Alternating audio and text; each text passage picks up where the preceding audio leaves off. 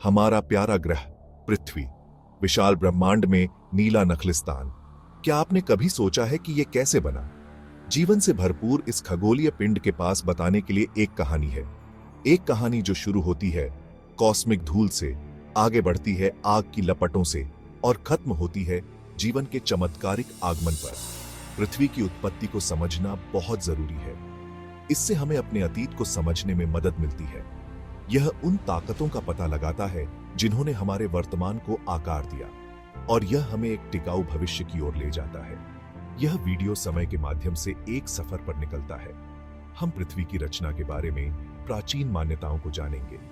हम अभूतपूर्व नेब्यूलर परिकल्पना का पता लगाएंगे, और हम एक पिघले हुए गोले से एक जीवंत ग्रह तक पृथ्वी के विकास का पता लगाएंगे। अपने आप को तैयार कर लीजिए दोस्तों, एक कॉस्मिक एडवेंचर के लिए तैयार हो जाइए। समय की शुरुआत से ही इंसान तारों को निहारता रहा है। जिज्ञासु मन ब्रह्मांड के रहस्यों पर विचार करते रहे। प्राचीन सभ्यताओं ने पृथ्वी के निर्माण के बारे में अनेक किस्से और कहानियां गढ़ीं। यूनानियों ने एक भूकेंद्रित मॉडल की कल्पना की थी। पृथ्वी केंद्र में थी, जिसके चारों ओर सूर्य और तारे घूम रहे थे। अरस्तु द्वारा प्रस्तावित यह मॉडल सदियों तक चला। फिर आया टॉलमी, जिसने एपिसाइकिल के साथ भूकेंद्रित मॉडल को और परिष्कृत किया। उसने ग्रहों की जटिल गतियों को समझाने की कोशिश की। हालांकि एक बड़ा बदलाव होने वाला था। पुनर्जागरण ने एक महत्वपूर्ण मोड़ लिया। वैज्ञानिक जांच ने लंबे समय से चली आ रही मान्यताओं को चुनौती दी। पोलैंड के एक खगोल शास्त्री निकोलस कोपरनिकस ने एक क्रांतिकारी विचार प्रस्तावित किया। उन्होंने सूर्य को हमारे सौर मंडल के केंद्र में रखा। इस सूर्य केंद्रित मॉडल ने खगोल विज्ञान की नींव हिला दी। कोपरनिकस के काम पर आगे बढ़ते हुए जोहान्स केपलर और गैलीलियो गैलीली जैसे वैज्ञानिकों ने अभूतपूर्व खोजें की। केपलर के ग्रहों की गति के नियम और दूरबीन के साथ गैलीलियो के अवलोकनों ने सूर्य केंद्रित मॉडल को और मजबूत किया। 18वीं शताब्दी में इम्मानुएल कांट और पियरे साइमन लाप्लास ने स्वतंत्र रूप से नेब्यूलर परिकल्पना का प्रस्ताव रखा। इस अभूतपूर्व सिद्धांत ने पृथ्वी सहित हमारे सौर मंडल के निर्माण की व्याख्या की। खंड 4 सौर मंडल का भव्य संगीत। गैस और धूल के विशाल बादल की कल्पना करो। यह सौर निहारिका थी जो हमारे सौर मंडल का जन्म स्थान थी। गुरुत्वाकर्षण ने इस निहारिका पर कार्य किया, जिससे यह सिकुड़ती और घूमती रही। जैसे जैसे यह तेजी से घूमता गया, एक केंद्रीय उभार के चारों ओर एक सपाट डिस्क का निर्माण हुआ।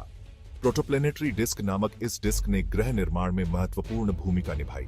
डिस्क के भीतर धूल और गैस के कण आपस में टकराते और चिपक जाते थे। अभिवृद्धि के रूप में जानी जाने वाली इस प्रक्रिया ने धीरे धीरे बड़ी और बड़ी वस्तुओं का निर्माण किया। लाखों वर्षों में ये वस्तुएं ग्रहों में विकसित हुई।